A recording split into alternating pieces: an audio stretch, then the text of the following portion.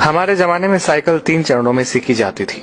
पहला चरण केची, दूसरा चरण डंडा व तीसरा चरण था गद्दी।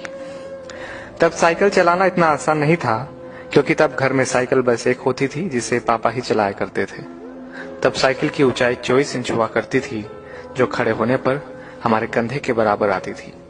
ऐसी साइकिल से गद्दी चलाना मुनासिब नहीं होता था।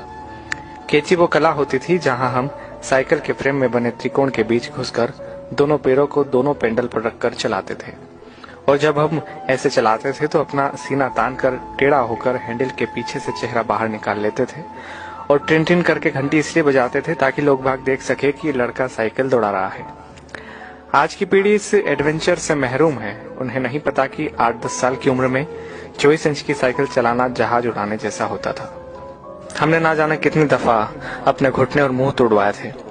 और गजब की बात तो यह है कि तब